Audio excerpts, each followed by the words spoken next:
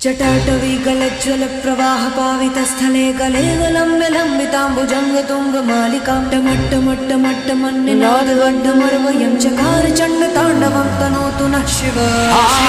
हर शिव जंग नीलकंठ गंगाधर आए शरणं तिहारे, ज्ञान ऐसा विशाल भेटे उम्रगिना छाते माथे चंद्र विराजे।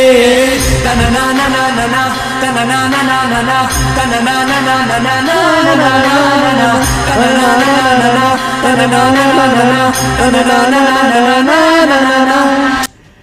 Good evening good evening good evening नी सारिਆਂ ਨੂੰ ਬਈ ਕੀ ਹਾਲ ਚਾਲ ਜੀ? ਵਧੀਆ ਹੋ ਸਾਰੇ? ਤੰਦਰੁਸਤ ਹੋ? ਫੈਮਿਲੀ ਵਧੀਆ ਜੀ? ਬੱਚਾ ਕਹਿੰਦਾ ਬਹੁਤ ਵਧੀਆ ਸਰ, ਬਹੁਤ ਵਧੀਆ। ਤੁਸੀਂ ਸੁਣਾਓ ਕੀ ਹਾਲ चाल? ਆਪਾਂ एकदम ਵਧੀਆ जी। आपके पेरेंट्स की ब्लेसिंग है, दुआएं हैं, बहुत सारा प्यार है, सब कुछ बढ़िया चल रहा है सर। और फाइनली आज वो टाइम आ चुका है कि आज से हम एक नई सीरीज़ की शुरुआत स्टार्ट करने जा रहे हैं, एक नई सीरीज़ स्टार्ट करने जा रहे हैं। जिस सीरीज़ का नाम मैंने आप सभी के नाम पे रखा है, अपनी फैमिली के नाम पे रखा है, दैट इज़ CS टॉक्स। और ये लगा लो आज हमारा पहला शनिवार है और आज हमारा पहला सेशन है।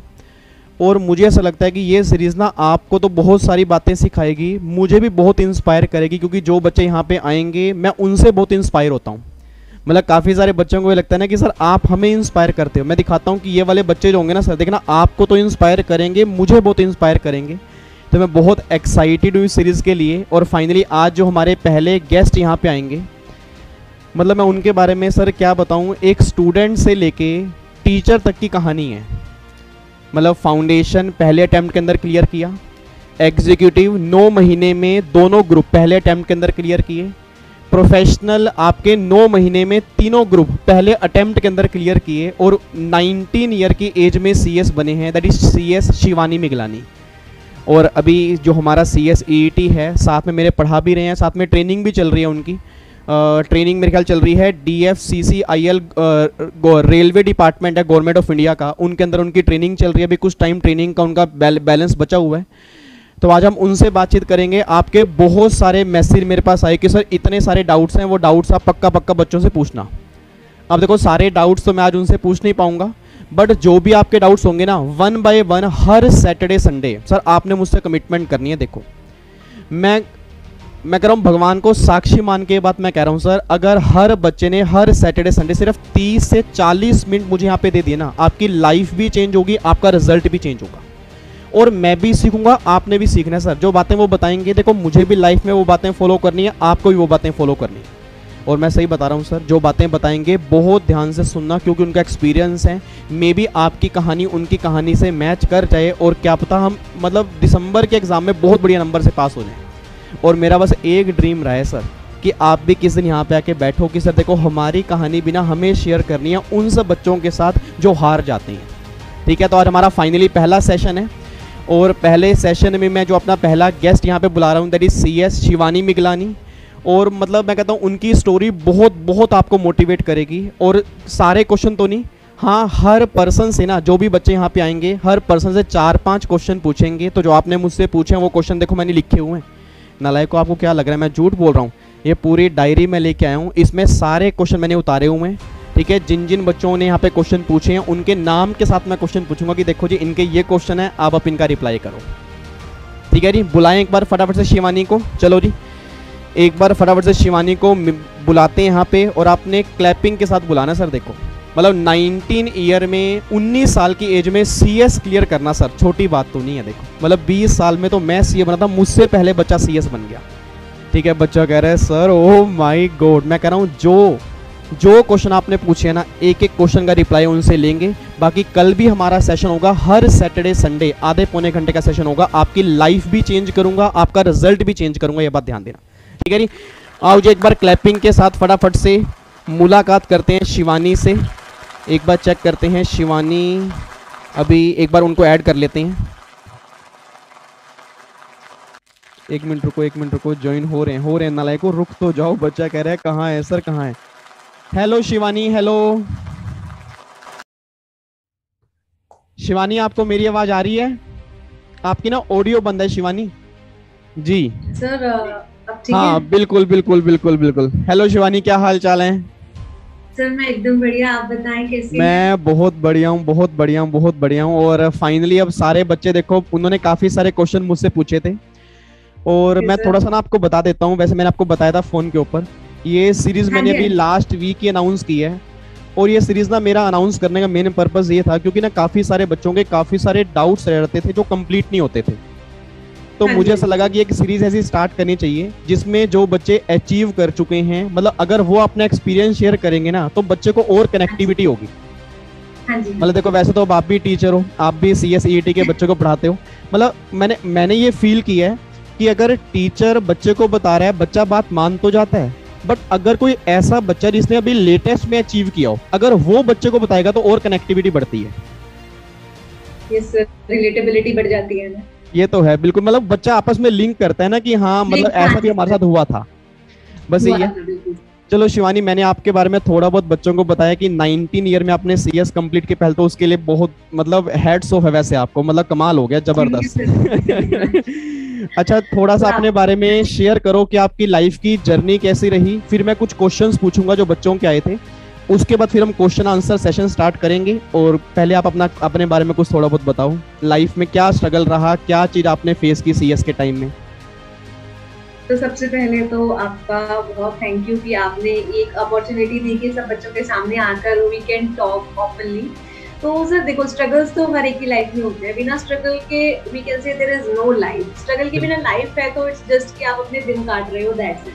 क्योंकि जब सक्सेस मिलती है तो हमें वो स्ट्रगल्स ही याद आते हैं कि हाँ हमने ये किया था ना, तो हमें ये मिल चुका है, और तभी हम अपने आप पे प्राउड करते हैं। तो मेरी जर्नी भी ऐसी थी, बहुत सारे स्ट्रगल्स आए। 12th तक तो नहीं पता था कि किस लाइन में जाना है, जैसे कि बहुत सारे बच्चे होते हैं सर 12th तक नहीं पता होता है कहाँ जाना है कहाँ नहीं। बट 12th के बाद सर, जैसा आपने गाइड किया था, आपको शायद याद होगा, आपने ही गाइड किया था कि मेरे को याद है CS में जाना चाहिए।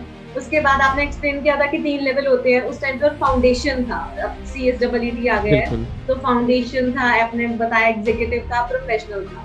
तो उसी टाइम मैंने मान लिया था कि अगर एक पेपर में हमें 9 महीने का गैप मिल रहा है, बिकॉज 9 महीने अगर हम कहें तो 1 साल ही बीत जाता है वो उस स्पैन में, तो मतलब 3 ईयर है, एक साल की, तो 3 साल। उस टाइम मैंने अटेम्प्ट्स के बारे में, डिफिकल्टी लेवल के बारे में कुछ भी जो है अपने माइंड में नहीं रखा।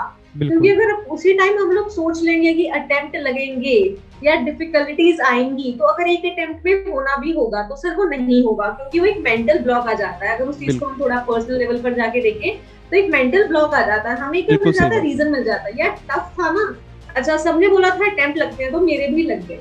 तो अगर हम उस चीज को नहीं सोचे, हम सोचे कि 3 लेवल है, और सर अब तो बहुत आसान हो गया है, CSEET साल में 4 बार कंडक्ट हो रहा है सर, बिल्कुल। तो इससे ज्यादा मतलब बच्चों को क्या चाहिए, मतलब बहुत ज्यादा इजी हो गया अब तो। अगर हम मेहनत करें सर, अगर पूरा वीकेंड से टाइम डिवोट करें, तो सवाल ही पैदा नहीं होता कि हम लोग जो है वो CS क्लियर नहीं कर सकते। और सर हाँ, अटेम्प्ट लग जाते हैं, it's not a big deal. सबसे पहली बात तो इस बात को बहुत लोग पर्सनल लेवल पे ले लेते हैं कि हमारे अटेम्प्ट लग गए, हम क्या करेंगे। नहीं, ठीक है लग रहे हैं भी, हमने जड़ तक जाने की कोशिश करनी है कि हमारे अटेम्प्ट क्यों लग रहे हैं। ऐसा नहीं हो कि अटेम्प्ट लग गया और फिर से पेपर देने स्टार्ट कर दिया, पर पहले समझे तो सही कि जो अटेम्प्ट लगा है वो कहाँ लगा है, वो कैसे लगा है। तो जैसा कि मैंने बोला कि मैंने तो यही सोच लिया था कि 3 साल है। हाँ, यहाँ आकर देखा, मतलब फाउंडेशन तो मैंने अपने होम टाउन से ही की, फिर जब यहाँ दिल्ली आई तो यहाँ आकर देखा कि जो बच्चे हैं वो वीकेंड से कितने, मतलब है ना कि कुछ बिल्कुल डिमोटिवेटेड है, कुछ का फर्स्ट अटेम्प्ट है जिसमें बहुत जोश है, तो उनको देखकर डर भी लगा, क्योंकि बहुत इंटेलिजेंट बच्चे, हम आपके टैक्सी क्लास में सर इतने मतलब बच्चे इतने इंटेलिजेंट बैठे होते थे कि डर मतलब मैं शिवानी, मैं नॉर्मली ना बच्चों को ये बात बोलता हूँ, अब मुझे नहीं पता मतलब आपको ये बात सही लगेगी गलत लगेगी, मैं नॉर्मली बच्चों को ये बात क्लास के अंदर बोलता हूँ कि अगर क्लास में 500 बच्चा बैठा है ना, तो अगर 500 में से मान लो अगर 10 बच्चा फटाफट आंसर दे रहा है तो उसको देख के ना घबराए मत। मतलब ऐसा मत सोचे कि हाँ यार वो 10 बच्चा आंसर दे रहे हैं तो मेरा आंसर क्यों नहीं निकल रहा, क्योंकि होता क्या ना, उससे आप डिमोटिवेट हो जाते हो। तो मतलब मैं तो ऐसा नॉर्मली बोलता हूँ, बाकी आपकी क्या राय है इसके ऊपर? नहीं सर, जब मैं आई थी स्टार्टिंग में तो मुझे भी ऐसा ही लगा था, स्पेशली अगर हम बात करते हैं टेक्स्ट की, क्योंकि इतने सारे बच्चे होते थे, कुछ बच्चे ऐसा फटाफट से आंसर दे रहे हैं, डाउट्स पूछ रहे हैं, तो मुझे डर लग रहा है कि मेरे डाउट्स आ क्यों नहीं रहे, या फिर जो मेरा आंसर है वो निकल क्यों नहीं रहा। बट जैसे जैसे प्रिपरेशन की ओर जाते हैं, जैसे जैसे घर वालों का सपोर्ट मिलता है, आप सब टीचर्स का सपोर्ट मिलता है, तो कहीं ना कहीं वो चीज इतनी मुश्किल भी नहीं रहती है। हम लोग अगर कंसिस्टेंट रहेंगे, अपनी चीजों पे स्टिक रहेंगे, क्योंकि सर देखिए ठीक है, अगर आपका जेन्युइनली अटेम्प्ट लग रहा है दैट्स कम्प्लीटली ओके, आपका कोई रीजन है, आपकी कहीं कमी रहेगी, दैट्स कम्प्लीटली ओके। बट अगर आप अपने माइंड में ही ये सोच रहे हो कि अटेम्प्ट लगना है, या आप उस चीज को बिल्कुल ऐसे लाइटली ले रहे हो, कैजुअली ले रहे हो, देन ट्रस्ट में कोई फायदा नहीं है ऐसे सीएस बनने का। बिकॉज फिर अगर हम बन भी जाएंगे ना सर, तो हम क्या कहते हैं कि अपॉर्चुनिटीज नहीं है, बिल्कुल पैकेज नहीं है, अपॉर्चुनिटीज नहीं है। सर हमें ये देखने की जरूरत है। आज मैं ट्रेनिंग कर रही हूँ सर, DFCCIL में गवर्नमेंट कंपनी है, वहां जाके हम लोग को ये पता लगता है कि हमारे पैकेज क्यों नहीं है, क्योंकि हम लोगों को इतनी नॉलेज जो है वो नहीं थी या नहीं है, या अगर हम ऐसे कैजुअली लेंगे तो नहीं होगी सर। तो अगर आपको नॉलेज नहीं है तो नॉलेज नहीं है तो कितनी बड़ी से बड़ी डिग्री ले लो सर, उसका तो कोई फायदा ही नहीं है। बिल्कुल। तो द थिंग इज हम सिर्फ पढ़ रहे हैं। मतलब मैं यही कहना, मतलब आप यही कहना चाह रहे हो कि देखो नॉलेज है, डिग्री नहीं है तो भी वैल्यू जीरो है, और अगर डिग्री है नॉलेज नहीं है तो भी वैल्यू जीरो ही है। बिल्कुल। मतलब आज मुझे लगता है कि मार्केट में जॉब आपको तब अच्छी मिल पाती है कि अगर आपके पास डिग्री भी है और नॉलेज भी है। हाँ जी, हाँ जी, बिल्कुल। तो देखो सिंपल सी बात है, अगर मैं कहूँ जैसे आप अभी ट्रेनिंग कर रहे हो गवर्नमेंट कंपनी के अंदर, तो मतलब मुझे ऐसा लगता है कि मान लो अगर मुझे चाहिए, मेरी एक्सपेक्टेशन है कि हाँ भाई मैंने CS की है, मैंने 2 साल की ट्रेनिंग बहुत बढ़िया से की है, और अगर मुझे पैकेज चाहिए 8-10 लाख का, तो उसके लिए ऑब्वियस बात है नॉलेज भी होनी चाहिए भाई। अगर मैं ये मान के बैठ जाऊं कि हाँ भाई CS की डिग्री है, अब नॉलेज चाहे ना भी हो, CS की डिग्री के बेस पे इतना बड़ा पैकेज तो नहीं मिलेगा मेरे अकॉर्डिंग तो, क्योंकि आज कंपटीशन इतना ज्यादा है। मतलब मार्केट में इतना सारा बच्चा CS बन के खड़ा है, उसको नॉलेज भी है और कई बच्चों को नॉलेज नहीं है। तो एक बच्चा कहता है CS की डिग्री मेरे पास भी है, CS की डिग्री उसके पास भी है, उसको 20 लाख क्यों मिले, मुझे 5 लाख क्यों मिले? रीजन कहाँ पे आ गया? नॉलेज का आ गया। आई थिंक मेरे ख्याल से ऐसा ही अगर आप नॉलेज अच्छी गेन करके चलोगे तो मेरे ख्याल से मार्केट में काफी अच्छी वैल्यू CS की इस टाइम है, जो डिमांड है। सर देखो, अगर आपके पास नॉलेज है तो चाहे कोरोना का टाइम हो, चाहे कोई भी टाइम, आपकी वैल्यू है। और बहुत सारे लोग बोलते हैं कि ना हमें कोई सिखाने वाला नहीं है, या फिर हम जिस कंपनी में जाते हैं, जिस फॉर्म में जाते हैं, हमें वहाँ इतना एक्सपोजर नहीं मिलता।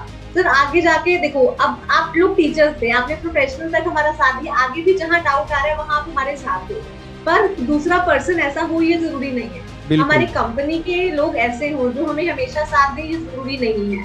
आगे जाके वो आपको दबाने की कोशिश भी करेंगे, वो आपको गलत भी समझाएंगे। तो सबसे पहली बात है कि you have to be self sufficient. आपको लग रहा है कि मेरी कंपनी में ना इस पर्टिकुलर चीज का काम है, और ठीक है दूसरी चीजों का प्रैक्टिकल काम तो नहीं कर सकते, बट कहीं ना कहीं थ्योरेटिकल नॉलेज तो गेन कर सकते हैं। अब जैसे आपको पता है कि हमारी कंपनी में लिस्टेड कंपनीज का काम नहीं है, वहाँ सिर्फ कंपनी लोगों का काम होता है। तो आप एटलीस्ट सेबी रेगुलेशंस के बारे में पढ़ तो सकते हैं, ताकि कहीं आप कल को इंटरव्यू देने जाए उनको ये तो लगे कि हाँ चलो ठीक है, मतलब आप में नॉलेज तो है, प्रैक्टिकल वर्क तो सर कोई हर सिखा देगा। कहीं ना कहीं अगर उनको आपने एक आपकी पर्सनालिटी अच्छी लगती है, आपकी नॉलेज अच्छी लगती है, तो वो कहेंगे कोई बात नहीं, आपको ले लेते हैं। धीरे धीरे करते करते तो सब आ जाता है। बिल्कुल, बहुत बढ़िया, बहुत बढ़िया। चलो शिवानी, बहुत बढ़िया, and thank you so much इतना बच्चों का थोड़ा बताने के लिए। अच्छा, मेरे कुछ क्वेश्चंस हैं, मेनली मतलब ये सेशन मैंने रखे इसलिए हैं क्योंकि काफी सारे बच्चों के क्वेश्चंस हैं। अप्रोक्सीमेट 137 क्वेश्चन आए हैं अभी तक, अप्रोक्सीमेट 137। तो सारे तो नहीं पूछ पाएंगे, तो मैंने बच्चों से ये कमिटमेंट किया कि डेली जो स्टूडेंट्स आएंगे उनसे 4-5 क्वेश्चन हम डेली पूछेंगे, अलग अलग क्वेश्चन, ठीक है? तो आज मैं 4-5 क्वेश्चन डिस्कस करूंगा आपके साथ। उम्मीद करूंगा मतलब आप अगर जो उनका आंसर दोगे, काफी सारे बच्चों की उनसे हेल्प होगी, और जो आपने अपनी लाइफ में अगर वो चीज की होगी, उम्मीद करूंगा अगर आपकी लाइफ मतलब जो आपने चीज की होगी, अगर वही सेम बच्चा करेगा तो उसको जरूर हेल्प मिलेगी उससे, ठीक है? तो सबसे पहला क्वेश्चन शिवानी, एक ओजस और नेहल का है। मतलब 2 बच्चे हैं, उन्होंने सेम क्वेश्चन पूछा एक तरह से, ओजस और नेहल ने। वो कहते हैं कि मतलब नॉर्मली बच्चों का डाउट्स आता है, काफी सारे बच्चों का होगा कि हम टाइम टेबल बनाते तो हैं, जैसे मान लो आपने भी टाइम टेबल बनाया या किसी बच्चे ने बनाया, बट वो टाइम टेबल हमारा ना कंप्लीट नहीं होता। मतलब फॉर एग्जांपल अगर मैंने कोई टारगेट रखा तो वो 20-30% या 40% टारगेट कंप्लीट होगा, उसके बाद वो कंप्लीट ही नहीं होगा। तो उस टाइम टेबल को हम कैसे कंप्लीट करें, किस तरह से हम टाइम टेबल बनाएं और किस तरह से कंप्लीट करें उसको? फिर सर सबसे पहले तो ना यहाँ पे वही एक मेंटल ब्लॉक आ जाता है। कौन सा मेंटल ब्लॉक? कि हमने टाइम टेबल बना लिया, हमें फॉलो करना है, एक दिन में नहीं फॉलो किया या एक स्लॉट भी छूट गया तो हम अब आगे फॉलो नहीं करें। ये सबसे बड़ा सर मेंटल ब्लॉक है हमारा। हमें ये जानने की कोशिश करने की we are not droppers, we are human beings. हमारे मूड्स फ्लक्चुएट होते हैं, हमारा सिचुएशन फ्लक्चुएट होती है, तो उसके अकॉर्डिंग हमें भी जो है वो फ्लक्चुएट होना इज वेरी बेसिक। इसमें कोई बड़ी बात नहीं है, ठीक है, टाइम टेबल बनाया, 10 दिन फॉलो किया, 11वें दिन नहीं किया, कोई बात नहीं, अलग से टाइम टेबल बनाओ, कुछ नया करो। क्योंकि क्या है सर, टाइम टेबल में हमने सब कुछ लिख दिया कि हमारा डे वेल प्लान्ड है, बहुत अच्छी बात है, पर अगर हम रोज वही चीज कर रहे हैं तो एक ना एक दिन तो सर हम बोर हो जाएंगे। या तो सबसे पहली बात, मेरा एक सजेशन है बच्चों को कि आप ये देखो कि आपको दिन में ना ऐसा सपोज 12 आवर्स पढ़ना है, एक सब्जेक्ट को इतना टाइम देना है। अगर हम ये प्री डिसाइड करके चल रहे हैं कि यार रोज एक ही सब्जेक्ट पढ़ना है, रोज ही एक तरीके से पढ़ना है, एक जगह बैठ के पढ़ना है, यही सब चीजें सर होती है कि हम बोर हो जाएंगे। एक दो दिन तो जोश रहेगा, क्योंकि एक दो दिन ना वो चीज नई लग रही है, वो टाइम टेबल नया लग रहा है। तो जैसे ही वो टाइम टेबल पुराना होता जाएगा ना, रात को सोने से पहले ही हमें ना दिमाग में बर्डन आ जाएगा कि सुबह ये चीज फॉलो। तो वो मेंटल ब्लॉक हटाना है हम लोग को पढ़ना है ना, तो नए तरीकों से पढ़ना है। ठीक है, टाइम टेबल बनाया, 3-4 दिन अच्छे से फॉलो किया, फिर 4 दिन बाद एक नया टाइम टेबल बना लिया, क्योंकि सर ज्यादा टाइम तो लगता नहीं है, मैक्सिमम हाफ एन आवर और 45 मिनट लगते हैं एक टाइम टेबल को बनाने। टाइम टेबल नहीं बनाया, ठीक है, सब्जेक्ट तो सर सारे इक्वल 100 मार्क्स के, बिल्कुल, तो कोई है नहीं, कोई 50 कोई 100 तो है ही नहीं, सब 100 के हैं, तो कोई भी जो मन किया वो उठा के पढ़ लिया, जो मन किया वो लिख लिया। नहीं पता क्या होता है, देखो मतलब मेरे को ऐसा लगता है कि मतलब शायद मैं गलत भी हो सकता हूँ कि अगर मतलब जैसे आपने भी ये बात बिल्कुल सही बोली कि हम ज्यादा लंबा टाइम टेबल ना बनाएं, मतलब 1 महीने 2 महीने 3 महीने का ना बनाएं, हम अगर वीकली बना के चलें या 4-5 दिन का बना के चले तो सही है, ठीक है। बट शिवानी, क्या ऐसी प्रॉब्लम नहीं आती कि मान लो मैंने टाइम टेबल नहीं बनाया, कई बार ऐसा होता होगा, मे बी आपके साथ ना हुआ हो, जैसे मैं पढ़ने के लिए बैठा, मेरे पास कोई टाइम टेबल नहीं है, अब मैं बैठ के सोच रहा हूँ यार मैं कंपनी लॉ पढ़ूं, मैंने कंपनी लॉ की बुक निकाली, अरे नहीं ये नहीं पढ़ता यार, ये नहीं पढ़ता, फिर मैंने उसको अंदर डाल दिया, फिर मैं टैक्स लॉ की बुक निकाल दी, अरे नहीं ये फिर बाद में पढ़ेंगे, मतलब ऐसे सोचते सोचते आधा घंटा लग गया। तो क्या मतलब टाइम टेबल बिना बनाए भी सही से पढ़ा जा सकता है, या कुछ ना कुछ टाइम टेबल होना जरूर चाहिए जिससे आपको पता लगे कि हाँ मुझे इस टाइम क्या पढ़ना है? तो सबसे पहले तो time table it's not about कि जो हम नोटबुक पे लिख लेते हैं, जो दीवारों पे चिपका लेते हैं, time table is here, time table is here sir. मैं भी अपनी स्टडी के टाइम पे अगर मैं बिल्कुल प्रिसाइजली बोलूं तो ऐसा नहीं होता था कि हर मूड पे टाइम टेबल हो, पर जब मैं उठती थी सर तो मेरे दिमाग में ना कुछ चीजें होती थी कि हाँ मुझे ये करना है क्योंकि वही बात है, अगर आधा 1 घंटा निकल गया एनर्जी लो हो जाएगी सर, फिर वो पढ़ने में मजा नहीं आएगा। तो जैसे आप सुबह उठ रहे हो ना, तो अपने दिमाग को एक बार ऑर्गेनाइज कर दो, क्योंकि सर पढ़ने के लिए बहुत कुछ है, ऐसा नहीं है कुछ भी नहीं है, बहुत कुछ है। तो अपने दिमाग को ऑर्गेनाइज कर लो कि ठीक है, अगर मैंने जो सब्जेक्ट कल किए थे, अगर मैं 2 ग्रुप दे रही हूँ तो मैं वो सब्जेक्ट नहीं उठा सकती, ऑब्वियस सी बात है। अब वो सब्जेक्ट तो मेरे नहीं उठ गए, उसके बाद जो सब्जेक्ट बचे हैं, अच्छा फिर कौन सा टॉपिक मुझे टफ लगता है, मतलब सर ये कहने का मतलब है कि अपने दिमाग को आप रेगुलरली फीड करो उस चीज से। सुबह उठते या रात को सोने से पहले ना अपने दिमाग को बता दो कि हाँ हमने ये 3-4 सब्जेक्ट्स कवर करने हैं। और सर अगर मैंने 3 सब्जेक्ट सोच लिए, अब ऐसा तो है नहीं कि मेरा माइंड मुझे कहेगा कि नहीं कर रहे, क्योंकि ऑब्वियस ही बात है सर सीएस में हमें कुछ भी प्रॉपर नहीं आता होता, इतना सिलेबस वास्ट होता है ना, हम ये नहीं कह सकते अच्छा ये तो आता है तो ये क्यों ही कर रहे हैं। बिल्कुल, हमें जब वो सोचेंगे ना किया भी हुआ है तभी भी दोबारा करना पड़ता है। बिल्कुल।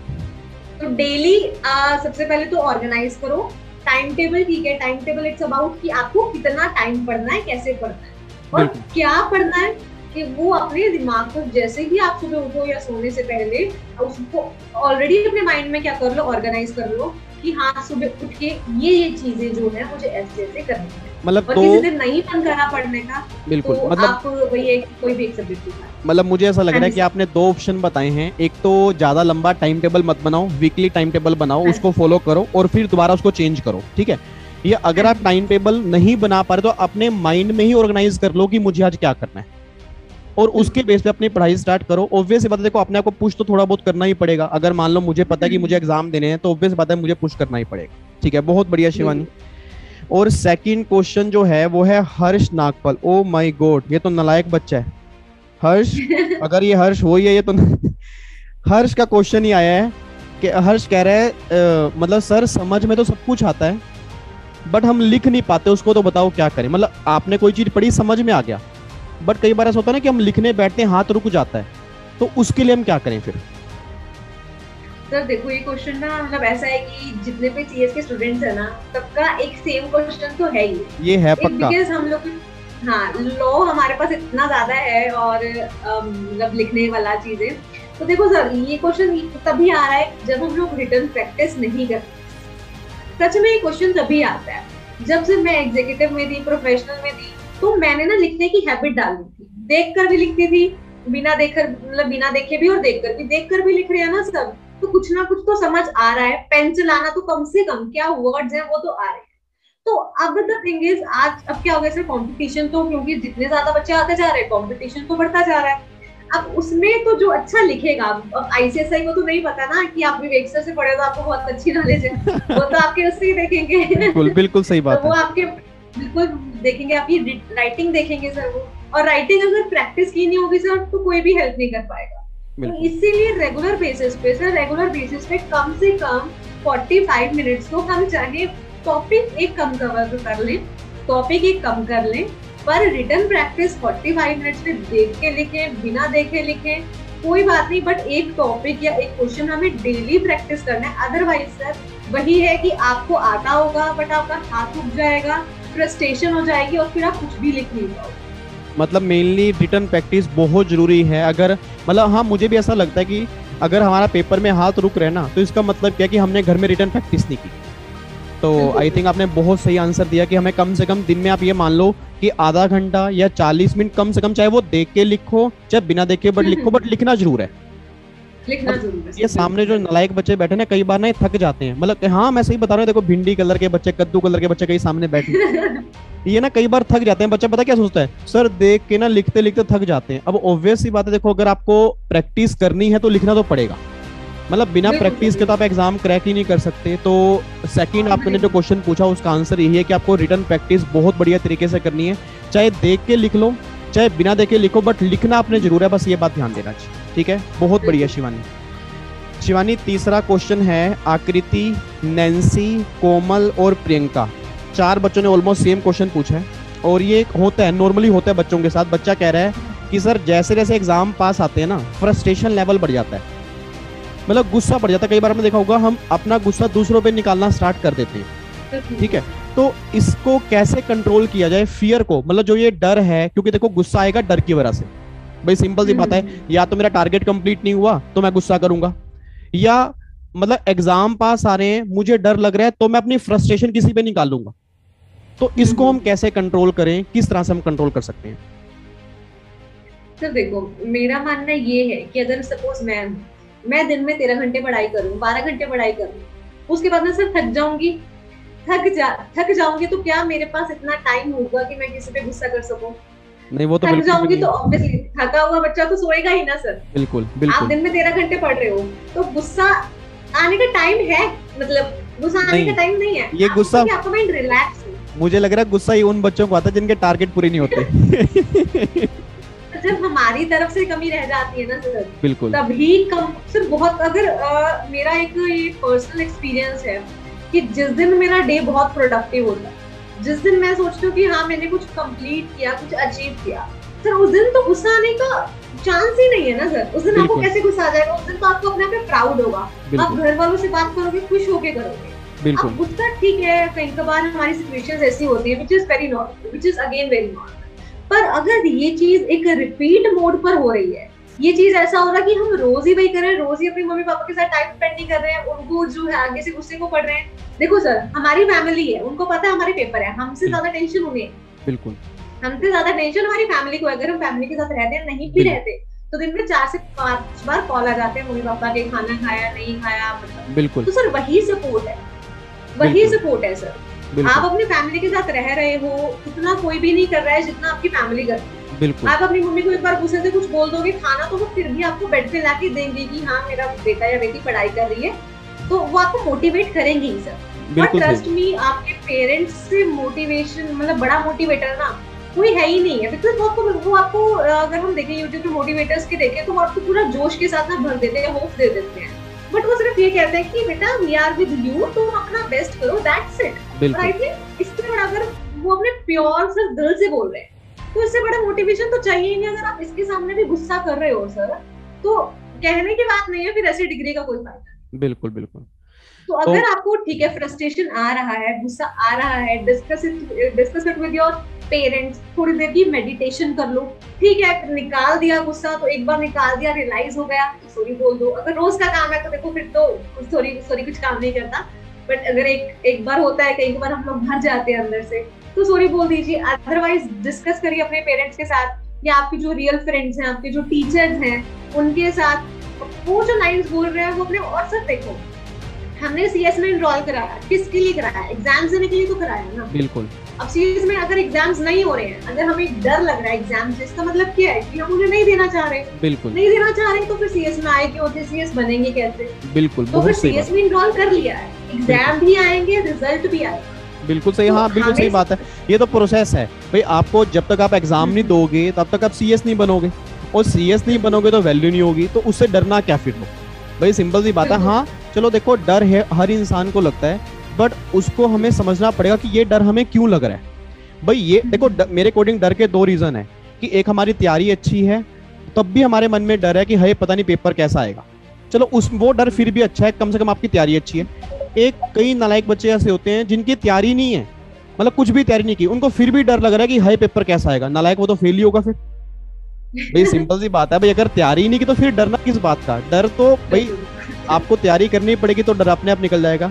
तो आई थिंक शिवानी ने यही आपको गाइड किया है मेरे अकॉर्डिंग तो, कि अपनी तैयारी पूरी कंप्लीट करके चलो। आपके टारगेट अगर पूरे होंगे तो आपका फ्रस्ट्रेशन लेवल, गुस्सा ऑटोमेटिकली कम हो जाएगा, और अगर टारगेट कंप्लीट नहीं होंगे तभी आपको गुस्सा आएगा। तो ट्राई ये करो कि अपने टारगेट अपने पूरे करने। ठीक है, बहुत बढ़िया जी। एंड लास्ट क्वेश्चन शिवानी मैं आपसे पूछूंगा, लास्ट क्वेश्चन है रोहित, मनीष और पूजा, इन तीनों का ऑलमोस्ट सेम क्वेश्चन है कि हाउ टू अवॉइड डिस्ट्रैक्शन। मतलब मैंने ना कल अपने स्टेटस पे ना एक अपना पिक्चर डाली थी, अगर आपने देखा हो। मतलब इंटरनेट जो है एक आज के टाइम में ना ड्रग हो चुका है। मतलब आज मेरे को लगता है सिगरेट की एडिक्शन है उसका इलाज है, शराब की एडिक्शन है उसका इलाज है, बट जो ये सोशल मीडिया की एडिक्शन है ना, इसका इलाज मुझे लग रहा है किसी के पास नहीं है। मतलब ये हमें खुद ही ढूंढना पड़ेगा। तो कई बार आपने देखा होगा, हम सुबह उठते हैं हमें मोबाइल चाहिए, भाई उसके अंदर क्या मैसेज है शफल करेंगे। रात को सोने से पहले हमें मोबाइल चाहिए, दिन में 20 बार मोबाइल चाहिए, हम बार बार शफल करेंगे, लाइक करेंगे, डिसलाइक करेंगे, नोटिफिकेशन आएंगी। हम मतलब मुझे ऐसा लगता है एक नॉर्मल इंसान का कम से कम दिन में 2 घंटे मोबाइल के ऊपर जाते होंगे वेस्ट। ठीक है, और उससे हमारा माइंड बढ़ नहीं रहा, उससे हमारा माइंड डंब हो रहा है, हमारा पढ़ने का मन नहीं कर रहा। तो इसको कैसे कम करें, मतलब हम डिस्ट्रैक्शन को अवॉइड कैसे करें? आपने अपने एग्जाम के टाइम में कितना मोबाइल यूज किया, कितनी फेसबुक यूज की, इंस्टाग्राम, बताओ बच्चों को। तो देखो, सबसे पहले है तो आजकल छोटा बच्चा ना इंस्टाग्राम इन्फ्लुएंसर बना हुआ है, या तो इंस्टाग्राम इन्फ्लुएंसर से इन्फ्लुएंस हो रहा है कि उसने ऐसे कपड़े डाले हैं, ये बनाई है, यहाँ घूमने गया है, वहाँ घूमने गया है। सबसे पहली बात तो सर, ये जो सब चीजें हैं ना, ये दिखने में अलग है, reality is totally different sir. Reality हम लोग को पता नहीं है कि वो सिर्फ 16 इयर्स के बच्चे सुसाइड कर रहे हैं। बिल्कुल, इंस्टाग्राम पे रील बनाई है हैप्पी होने की, और बाद में कल न्यूज आ रही है कि वो सुसाइड कर रहे हैं। मतलब ये सब वो दूसरों को दिखा रहे हैं, हम खुश हैं। ये सब हमें ना थोड़ा सा एक है कि एक पार जाके सोचने की जरूरत है, बिकॉज सर हम ऐसे प्रोफेशन में है जहाँ हम नॉर्मल नहीं है, हम सीरियस है सर। तो हम कैसे नॉर्मल हो सकते हैं अगर हम एक प्रोफेशनल कोर्स कर रहे हैं? बिल्कुल सही बात। तो सबसे पहले हमें ये देखना, अगर देखो सर मेरा खुद का एक्सपीरियंस है, और इंस्टाग्राम पे रील्स का फीचर आया था। तो पहले टिकटॉक होता था, तो लॉकडाउन के टाइम क्या था कि मैं थोड़ा बनाती नहीं थी टिकटॉक, लेकिन हाँ स्क्रॉल चलता था। तो सर उससे ना इतना आपको डिमोटिवेट हो जाते हो ना अपनी लाइफ से, इतना फ्रस्ट्रेट हो जाते हो कि आपको लगता है कि आपने लाइफ में कुछ अचीव किया ही नहीं है सर। बिल्कुल, ट्रस्ट में ये लगता है कि सर आपने कुछ अचीव ही नहीं किया। बिल्कुल। फिर जब एक फैमिली पे बैठते हो, जब आपको बताया, नॉर्मली डिस्कशन हो रही है कि हाँ आपने सीएस कर ली है, अभी बहुत अपॉर्चुनिटीज है, फिर से होता है कि हाँ हम भी कुछ कर सकते हैं। बिल्कुल। तो आप जितना रील स्क्रॉल करोगे ना, कुछ लोग बोलते हैं ना सर, स्टूडेंट्स हैं जैसे कि बोलते हैं कि मैम हमको ना एक टाइम किलर है, या फिर जब हम थोड़ा सा फ्री टाइम मिलता है ना, तो हम उसमें रील्स देखते हैं, फ्री टाइम मिलता है उसमें इंस्टाग्राम स्क्रॉल करते हैं। सर वो आपका फ्री टाइम खा जाते हैं, वो आपको रिफ्रेश नहीं करेंगे, वो आपकी बैटरी डाउन करते हैं दोबारा पढ़ने के लिए। सर आप एक मतलब कभी भी बच्चे एक्सपीरियंस करेंगे ये बात कि आप रील्स देख के ना पढ़ने बैठो, आप इंस्टाग्राम चला के पढ़ने बैठो, कभी हो ही नहीं सकता जिंदगी में पढ़ाई, बिल्कुल भी नहीं होगी। आपका माइंड आप मुझे लगता है आपका माइंड ना थक जाएगा, थकावट फील होगी, मतलब आपको लगेगा कि जैसे पता नहीं मैं कितना थका हुआ हूँ। ये बिल्कुल सही हाँ बात हाँ है। हाँ, बिल्कुल बिल्कुल बिल्कुल। और सर सुबह उठते ही देखो, अगर सुबह उठते ही फोन चला रहे हैं ना, तो ये मतलब हमें देख लेना चाहिए कि सबसे बुरी आदत है। सुबह उठ के देखो हम फोन चला रहे हैं, नॉर्मली मेरा रूटीन ये रहता है सर, सुबह उठ के 1 घंटा तो ये फोन पे भजन चल रहे हैं, आरती चल रही है, 1 घंटा तो कम से कम। जब तक मैं ऑफिस के लिए नहीं निकल रही तब तक कोई फोन पे किसका व्हाट्सएप आया है, किसका क्या आया है, कुछ उससे मतलब नहीं होना चाहिए। ठीक है, अगर मतलब आप सूथिंग सॉन्ग सुन सकते हो, भजन सुन सकते हो, नॉर्मली ऐसा इंडियन फैमिली के घर में तो सब भजन चलते ही चलते। बिल्कुल बिल्कुल बिल्कुल। तो वो सुनिए ना, तो आप 1 घंटा सुबह का टाइम अगर आप फोन में लगा रहे हो ना, तो इट्स अ टोटल वेस्टेज। और ये तो बात सर जो यूज करते हैं ना उनको समझ आती है, बट द थिंग इज इतनी एडिक्शन हो चुकी है ना, छोड़ने का मन नहीं करता। सर समझ तो सबको आती है, पर एडिक्शन कि छोड़ने का मन नहीं करता। अब वो आपके ऊपर है, आपको कुछ करना है तो छोड़ना तो पड़ेगा। आप 1-2 दिन ट्राई कीजिए, तो जब जैसे सपोज 30 मिनट्स इंस्टाग्राम चला रहे हैं, 20 कर दीजिए, 15 कर दीजिए। फिर सर वही है कि आपको अपने आप पे प्राउड होगा, हर दिन आपको अपने आप पे प्राउड होगा कि हाँ 30 मिनट के बजाय 15 मिनट, 15 के बजाय 5 मिनट, 5 मिनट के बाद कुछ मिनट। तो अगर आपको अपने आप पे प्राउड करना है ना सर, तो वही है कि कुछ ना कुछ चीजें तो आपको सेक्रीफाइस करनी पड़ेगी। अदरवाइज नॉर्मल लोग भी देखते हैं सर 1 घंटा हम भी देख लेंगे, क्या ही फर्क पड़ेगा, कुछ भी फर्क नहीं पड़ेगा। अगर फर्क पड़ना है, हमें डिफरेंशिएट होना है, तो फिर कुछ हार्डशिप्स तो सहनी पड़ेगी। मतलब धीरे धीरे हमें टाइम अपना कट करना पड़ेगा, यही सॉल्यूशन है। नहीं तो होगा क्या कि अगर आप टाइम कट नहीं करोगे तो अभी 1 घंटा है, कल 1.5 घंटा होगा, फिर 2 होगा, आपको पता नहीं लगेगा वो कब 5-6 घंटे पहुंच जाएगा। फिर टाइम पता नहीं चलता। मैं वही बता रहा हूँ ना, मैं वही बता रहा हूँ कि आप अगर स्क्रॉल करने बैठ जाओगे ना, आपको पता भी नहीं होगा 1 घंटा कब बीत गया। और देखो जो इंस्टाग्राम, फेसबुक या ये जो दुनिया है ना, मुझे लगता है आधी दुनिया फेक है, मतलब रियलिटी कुछ अलग है। मतलब आप देखो ना, उनके चेहरे पे स्माइल होगी। अब देखो सिंपल सी बात है, आप कभी अपना प्रैक्टिकल देखना, इवन मैं अपना प्रैक्टिकल बताता हूँ। अगर मुझे इंस्टाग्राम पे कोई फोटो डालनी है, आप देखना हम कम से कम 30 फोटो देखेंगे, उसमें से एक देखेंगे। मतलब आपने क्या देखा, 30 में से एक निकाली। मतलब क्यों निकाली कि हाँ आपको अपने लिए नहीं, दूसरों के लिए फोटो डालनी है कि दूसरों को अच्छी लगे। क्योंकि अगर आप अपने लिए डालते फिर तो, अगर आप अपने डालते फिर तो कोई भी डाल देते, क्योंकि हमें अपने मतलब, बट आपको ये लिखना है कि दूसरा मेरे बारे में क्या सोचेगा। अच्छा ये फोटो है सबसे बड़ी। अच्छा फिर कमाल की बात, आपने चलो फोटो डाल दी, मान लो 30 में से आपने एक फोटो सिलेक्ट किया, आपने डाल दी। उसके बाद ना हर 10 मिनट में आप चेक करोगे कितने लाइक आए, हर 10 मिनट में चेक करोगे। मैं कह रहा हूँ इतना दिमाग खराब हो जाएगा ना, आप कहोगे भाई साहब कर क्या रहा हूं मैं ये। मतलब इन चीजों से अगर आपको बचना है तो थोड़ा सा आपको अवॉइड करना पड़ेगा। देखो सिंपल सी बात है, अगर आपको लाइफ में आगे बढ़ना है, थोड़ा सा सोशल मीडिया से कट होना पड़ेगा, तभी आपकी लाइफ आगे बढ़ेगी, नहीं तो लाइफ रुक जाएगी। ठीक है, एंड थैंक यू। हाँ जी शिवानी जी।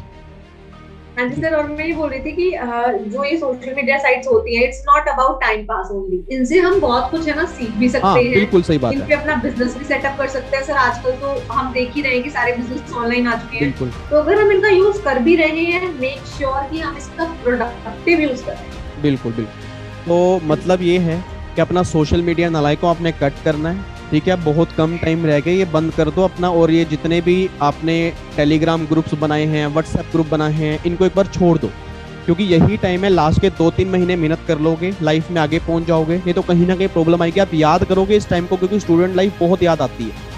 ठीक है, अभी आपको पता नहीं है, ये लाइफ ही ऐसी है जो आपको उस मुकाम पे लेके जाएगी जो आपने कभी सोचा भी नहीं होगा। ठीक है, and thank you so much Shivani. और बस अब लास्ट वर्डिंग कुछ आपके, मतलब कुछ बच्चों के लिए जो आपको लगता है कि सर ये लास्ट वर्डिंग मेरी तरफ से बच्चों के लिए, देन फिर सेशन अपना क्लोज करेंगे। सर लास्ट वर्डिंग तो ये है कि अगर आप कुछ सेक्रीफाइस नहीं कर रहे हो ना, तो कुछ गेन करने की सोचना भी मत। बिल्कुल, अगर क्योंकि sir to be very honest, हम लोग है ना मुकेश अंबानी की फैमिली से तो बिलोंग नहीं करते। सही बात है, बिल्कुल सही बात है। हम लोग नॉर्मल, बट हम मुकेश अंबानी, बट मैं कह रहा हूँ मुकेश अंबानी की फैमिली से बिलोंग नहीं करते, बात आपने सही बोली है। बट मैं आपकी बात को काटूंगा, मुकेश अंबानी बन जरूर सकते हैं, देखो अगर मेहनत करेंगे। बिल्कुल बिल्कुल सर, बिल्कुल सर। वही है कि हम बिना सेक्रीफाइस किए अगर आप कुछ गेन कर रहे हो तो समझ लेना कि वो आपके हिस्से का नहीं। बिल्कुल। लेकिन अगर जो सेक्रीफाइस करके गेन करने में मजा है ना सर, आज भी जब मुझे रियलाइज होता है कि मैंने एग्जीक्यूटिव में क्या सेक्रीफाइस किया था, प्रोफेशनल में, और सर अभी भी ऐसा नहीं है कि सीएस बनने के बाद लाइफ एकदम इजी हो जाती है, चिल करते हैं, ऐसा नहीं होता सर। हाँ ये तो है। हेलो शिवानी, आई थिंक आपकी ऑडियो वीडियो पॉज हो गई है। हेलो,